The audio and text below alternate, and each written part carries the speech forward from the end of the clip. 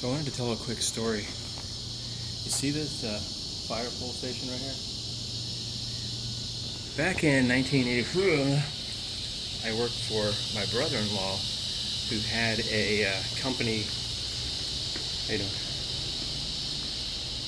that installed fire alarms. And this is the building that we were working in 1980. The fire alarm thing was new, and a new ordinance at the time, so everybody was having to put them in their houses, and people were all pissed off. Anyway, so the story is that this place, in the third story, there was an attic, and we had to run stuff called fire wire, which was like heat-proof wiring or whatever, through the attics of this place. I don't think I've actually walked back here since 1907 something. Okay, so the attics, we had to run wire through the building to get all the wiring for the building. So the attics were accessed through the people's, like up here in these people's condominiums, whatever you call them, apartments. And rather than running the wire like through a little tiny hole, there's these things called firewalls. So from each apartment there would be an attic firewall that would supposedly keep the attic from spreading fire. So it was a big thing of drywall, basically like a big partition. And in order to crawl through the attic, you'd have to crawl up to that firewall, poke a hole in it, and then climb way back down. So my impatient boss at the time, who was my brother-in-law, Todd, decided that rather than having to keep climbing down, climb up in the attic, go part of the way to the wall, come back down, then go into the next apartment, and then go back up, he just told me to break a hole big enough for me to walk through. So basically, if you look at this building, see how it's about, I don't know how long it is, 100 yards long from here all the way to there. We were trying to run a big long wire all the way down. So I went in one side and came out the other side, breaking through all these drywalls, which is pretty much not up to code, not the way you're supposed to do it. So anyway, I broke a hole, like about a 3-foot hole in each of these with a big hammer.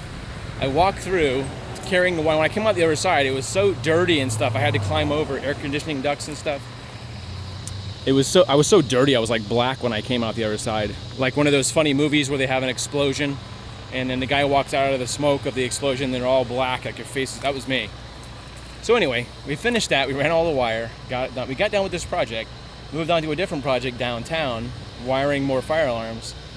He told me one day we have to go back and repair all those firewalls because somebody found out that they did that. Well, these bugs are loud. Sorry, bugs. They found out. So he's like, Thursday we're going to go back there and you're going to go up in the attic and repair all that drywall.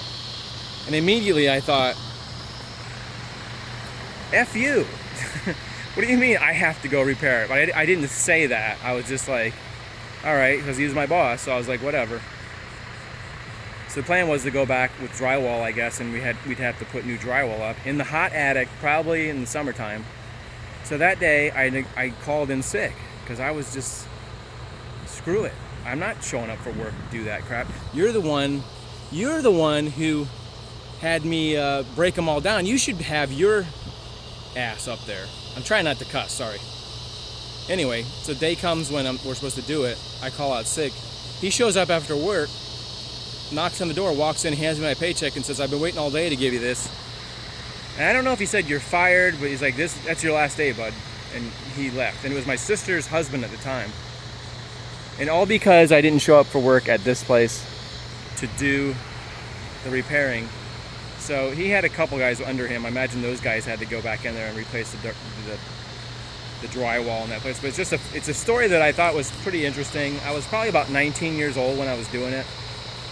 And I remember it being very hot up in the attics. Just kind of wanted to share that story just as an anecdote before I forgot. Because every time I drive by here, I always think about that.